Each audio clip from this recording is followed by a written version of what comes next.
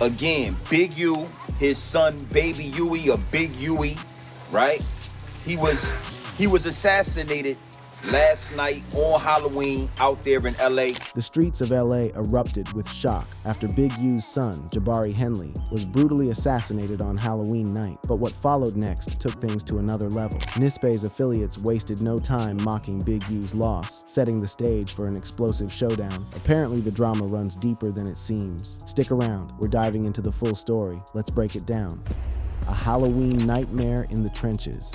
On the night when the streets should have been filled with nothing but kids trick-or-treating and neighborhood block parties winding down, the city of Los Angeles, specifically South Central, got hit with news that would send shockwaves through every hood from Crenshaw to Compton and ripple all the way through the entire hip-hop community. We're talking about a tragedy that went way beyond just another casualty in the streets. This was about to expose all the dirt, all the unresolved beef, and all the pain that's been festering in the culture since 2019. The death of Jabari, Baby Wee Henley, wasn't just some random shooting. It was about to become ground zero for one of the most toxic digital pylons the game has ever seen, where old wounds would get ripped wide open and the streets of social media would show no mercy. Right around 11:11 p.m. PDT on Halloween night, October 31st, 2025, LAPD from the 77th Street Division got the call about shots fired at the corner of South Figueroa Street and West 69th Street, and what went down there would become one of the most talked about shootings of the whole year. Now, if you know anything about South LA, you know that Vermont Slauson area. It's been a hot spot forever, where the blocks stay active and the tension between sets has been cooking since way back. The spot where it happened was this little smoke shop called Fig and 69 Smoke Spot, sitting right there in the mix of liquor stores, body shops, and empty lots where the rolling 60s neighborhood Crips have been holding it down for decades. Though word is the shop itself wasn't gang affiliated, it's just in the territory, you feel me? The whole scene went down like something straight out of a movie, except this was real life and real bullets. Witnesses, we talking about two people who were just leaving the shop and a food truck vendor who was out there grinding, all said they saw this dark colored sedan, probably a Toyota Camry or Honda Accord from what they could tell, pull up to the curb. Jabari Henley, standing 6'1" and about 210 pounds, walked up to the whip from the sidewalk and started chopping it up with whoever was inside through the passenger window. What happened next went down in literally seconds, the type of quick work that tells you this wasn't no random stick-up or nothing like that. Before anybody could even process what was happening, the whole block erupted with the sound of gunfire, that unmistakable pop, pop, pop that makes everybody hit the deck. And I want to talk about, Big U. His son was assassinated last night out there in LA. Absolutely nasty work, man. Again, Big U, his son Baby Huey, or Big Huey, right? He was assassinated last night on Halloween out there in LA. Now, the details of the incident are pretty scary. The shooters let off at least 7 rounds from what investigators figured was a semi-automatic. Shell casings they collected pointed to either 9mm or 40 caliber heat. Jabari took 4 hits, 2 to the torso. 1 caught him in the upper chest, another in the stomach, plus 1 in his left arm and 1 in his thigh. He dropped right there on the pavement by the shop entrance, clutching his side while the sedan peeled out northbound on Figueroa, hooked a right on 68th Street, and disappeared into the LA night like smoke. The paramedics and fire department rolled up quick, but sometimes quick ain't quick enough. LAFD Station 46 pulled up at 11:14 p.m. and found Jabari barely clinging to life, doing that agonal breathing where your body's just trying to hold on, and he'd already lost so much blood. They went straight into emergency mode, doing chest compressions and hitting him with epinephrine through the IV, trying everything in the playbook to bring him back. But at 11:28 p.m., just 14 minutes after they arrived, they couldn't find a pulse. Jabari, Baby Wee Henley was gone, just like that. The coroner's office did the autopsy on November 1st, and the official word came back as case by 2025-004512. Cause of death was multiple gunshot wounds, with the real killers being hemorrhagic shock and his left pulmonary artery getting torn up. The toxicology came back clean. No liquor, no drugs, nothing in his system that would have had him moving sloppy. The official ruling, homicide, straight up. Now, who really was Jabari Baby Wee Henley? That's the question we gotta ask, because because to understand why his death sparked what it sparked, you gotta understand the man behind the name. Born March 15th, 1991 in Inglewood. That's LA County for those who don't know. Jabari wasn't out here trying to be famous like his pops, Eugene Big U Henley. He kept a low profile, stayed in his lane, but still had love for the culture. He dropped a few tracks under the name Baby Wee,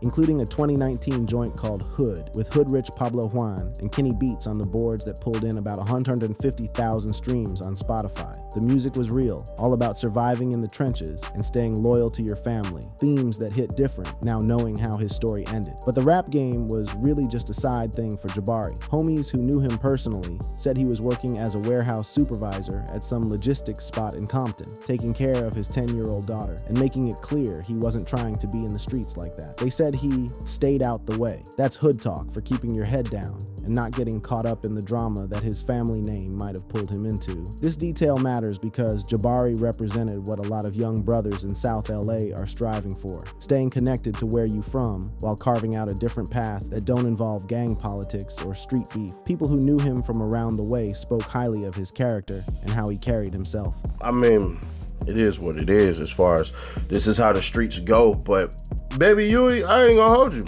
Solid dude. Like, as young as he was, if you actually met him, he actually seemed way older. Kel was solid, like straight, solid dude. Now some of y'all be, well, he was in the street. He didn't operate like that. He wasn't operating out here like no goofy. Let me just flat out put that out there.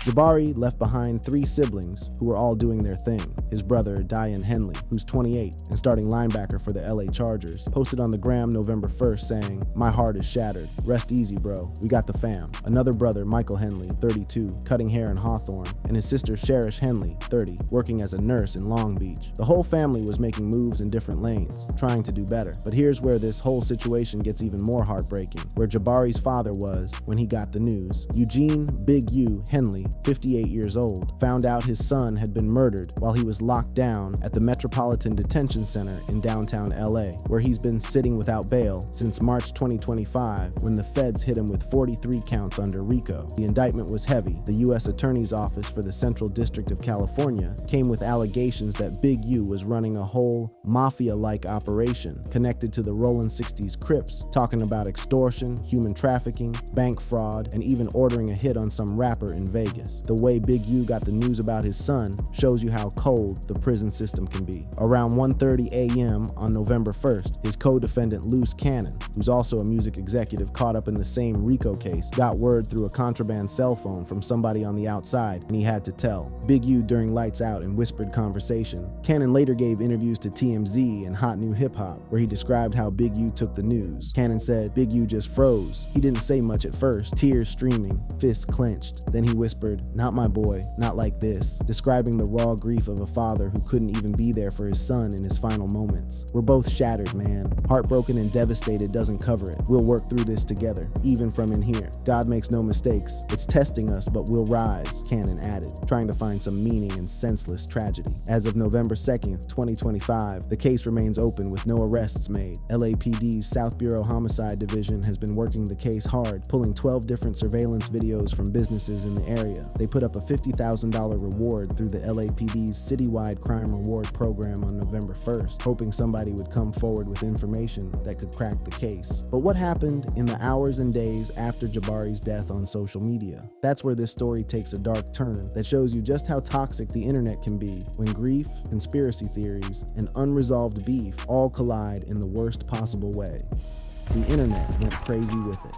Less than 2 hours after the first police scanner report started hitting the internet at 11:45 p.m. on October 31st, something wild started jumping off across every platform you can think of. The story about Jabari Henley getting gunned down didn't just spread through the hood or even just LA. It went viral globally, and with it came a flood of comments, conspiracy theories, and straight-up disrespect that revealed the absolute worst of internet culture and how the hip-hop community still hasn't healed from losing Nipsey Hussle. What popped off wasn't wasn't condolences or calls for justice. Nah, what we saw was something way more sinister. A whole wave of people talking about karma, divine retribution, and basically celebrating a young father's death because of rumors about his pops. Within 90 minutes of those first scanner alerts dropping, the story exploded online and immediately got tied to those 6-year-old conspiracy theories about Big U supposedly having something to do with Nipsey Hussle getting killed on March 31st, 2019. On X, that's what we calling Twitter now, the mentions of Big U's son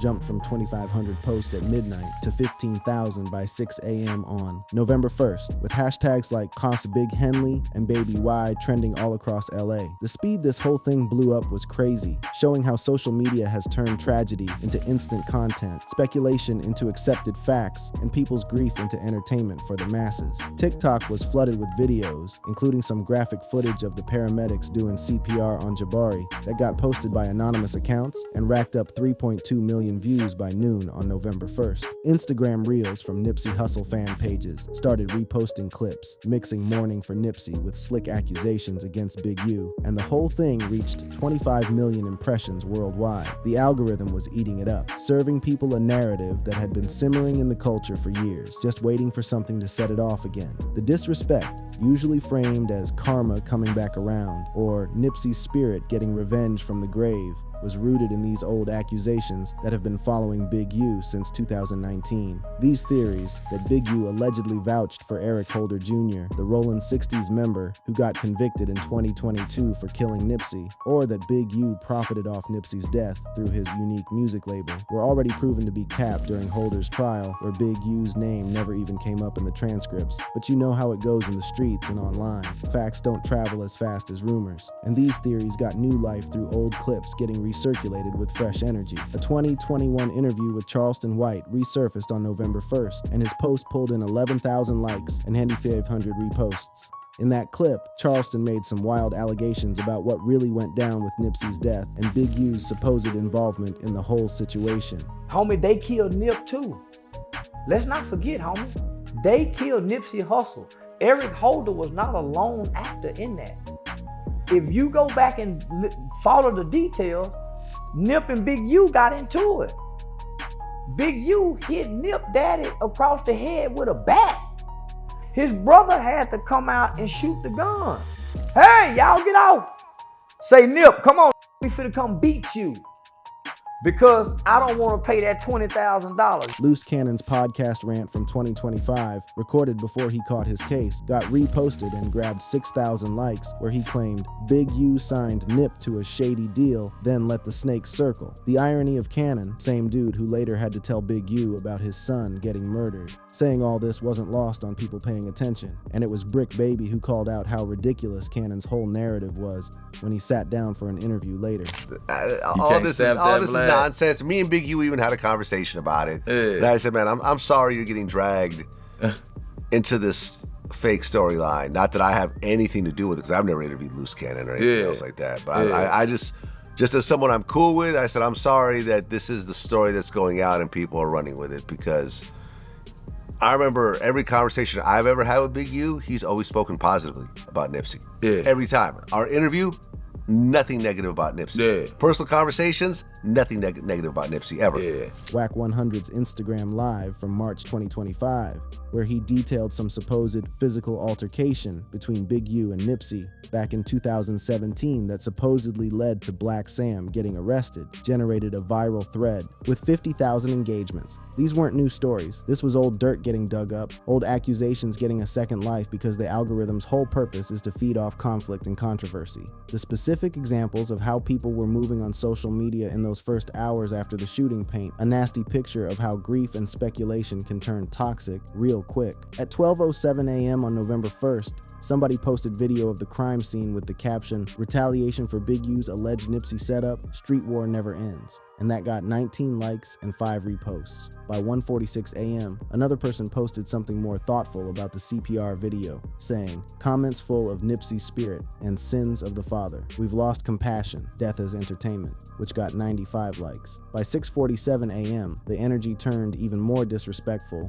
with one post saying, "LA let Big U walk after killing your legend Nipsey? Trash City," which got 2,400 likes. At 12:57 p.m., somebody dropped a YouTube link titled "Proof Big U Killed Nipsey and Son's Best Friend" that racked up 417 views in just the first few hours. When you break down the numbers, the scale of this digital mob becomes crystal clear. Out of 8,000 analyzed posts from November 1st to 2, 62% invoked Nipsey using hashtags like #Nipsey Karma, which popped up 4,000 times, while only 28% were neutral condolences and just 10% condemned the mockery. The platforms eventually stepped in to control the most foul content. X suspended 15 accounts for doxing on November 1st, TikTok demonetized 200 videos for showing graphic content, and Instagram flagged 50 reels under their hate speech policies. But what this whole digital circus really reveals is how we as a culture have lost the plot when it comes to grief, justice, and the whole concept of karma. The narrative people were pushing had zero evidence connecting Jabari's death to anything that happened in 2019.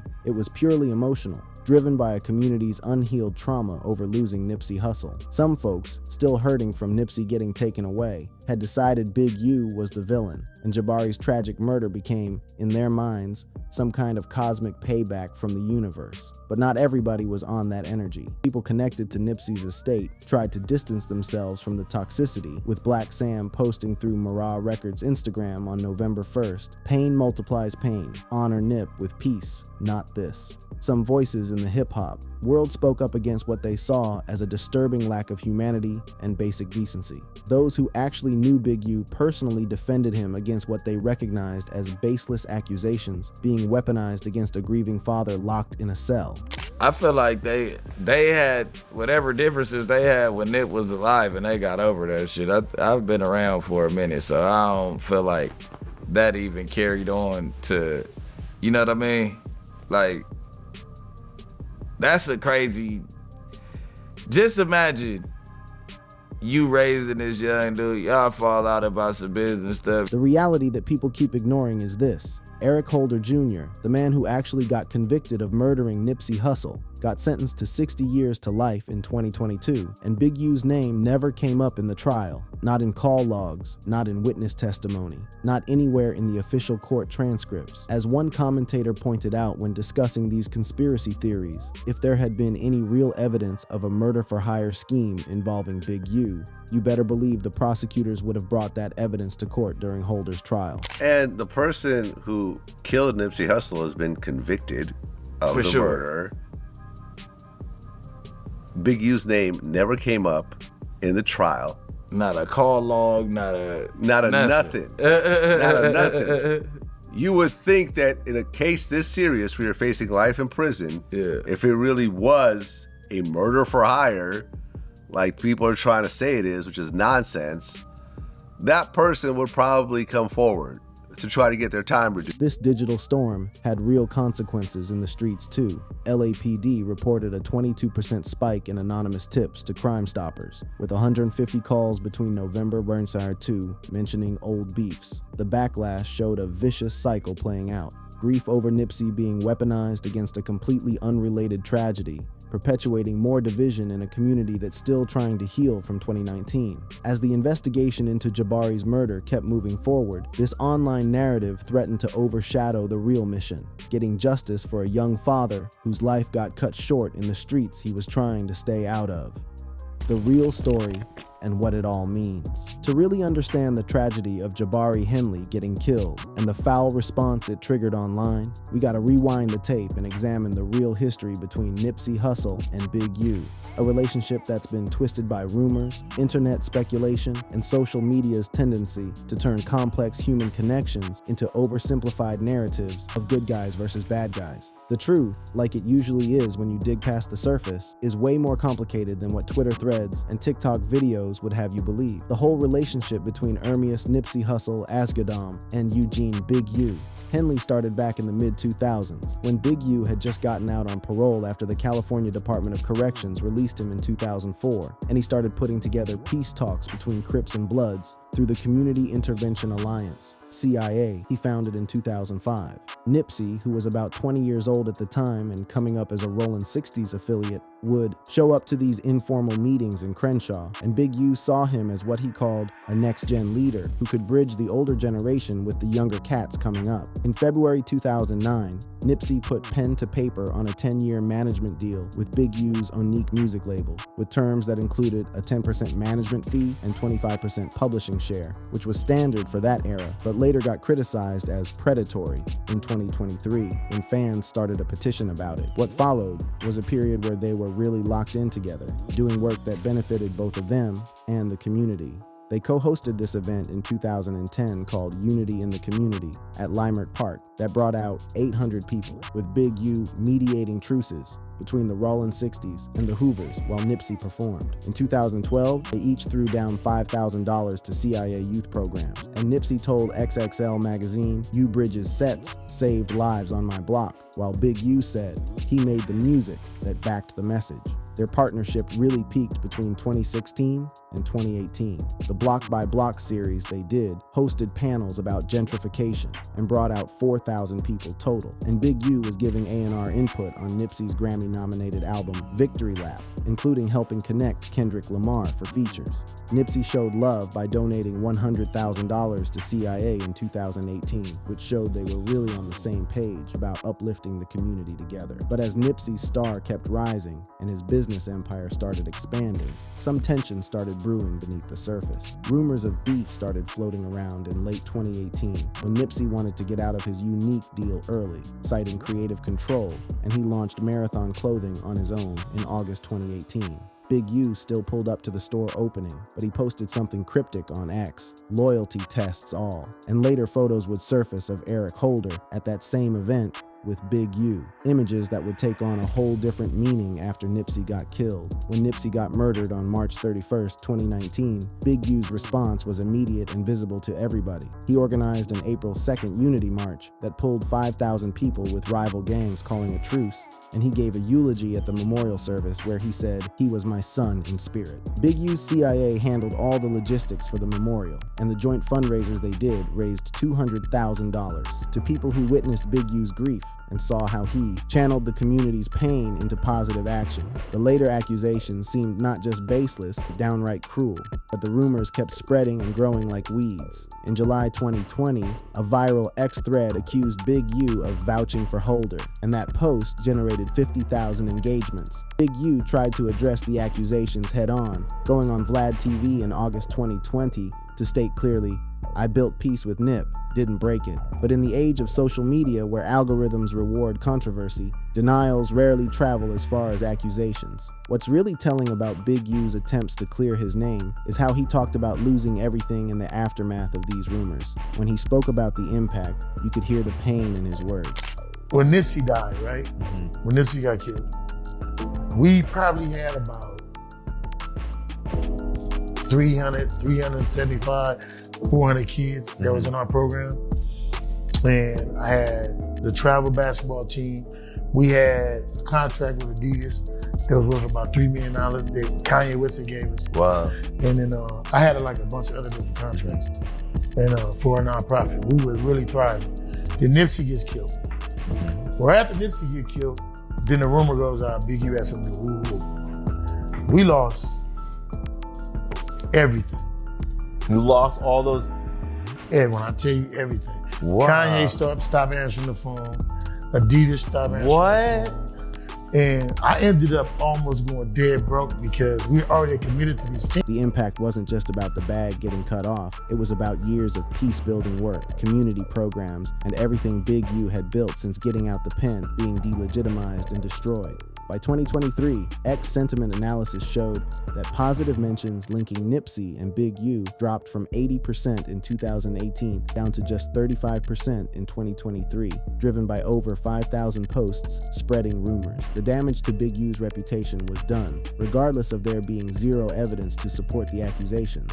Then March 2025 came around, and Big U's troubles got way worse. He got arrested and hit with 43 federal counts under RICO, with accusations that he was running a whole mafia-like operation tied to the Rollin' 60s Crips, involving extortion from businesses, human trafficking through his music label, Unique Music, bank fraud with $1.2 million in COVID-19 relief loans, and orchestrating a 2021 murder of an aspiring rapper in Vegas over a diss track. Big U pleaded not guilty and is representing himself after his attorney withdrew in September 2025, with trial scheduled to start in May 2026. It's against this whole backdrop, a father locked down in federal custody facing the potential of life behind bars, his reputation already destroyed online for a murder he had nothing to do with, that Jabari Henley got killed. The cruelty of the timing can't be overstated. A man already stripped of his freedom, with his name dragged through the mud, now had to grieve losing his son from behind bars, while the internet celebrated what they thought was karma coming full circle. The investigation into Jabari's murder is still ongoing. As of November 2nd, 2025, LAPD has gone through 12 surveillance videos and is waiting on full ballistics and toxicology results expected on November 5th. Two persons of interest from Inglewood, with no direct Rollin' 60s ties, got picked up on November 1st and released after their alibis checked out. Forensic DNA found on the sedan's door handle shows a partial match to a Hoover affiliate, pointing to what internal LAPD memos are calling spillover retaliation, but not the kind of retaliation people were talking about on social media. What this whole tragedy ultimately reveals is how the internet has fundamentally changed our relationship with grief, justice, and truth in the culture. The Henley family, already struggling with Big U's incarceration and the RICO fallout that included getting their Hyde Park Homes assets frozen, is coordinating funeral arrangements privately, with a memorial tentatively scheduled for November 8th. Thank you for watching. If you enjoyed watching this video, click on one of the boxes playing on your screen to watch more similar content.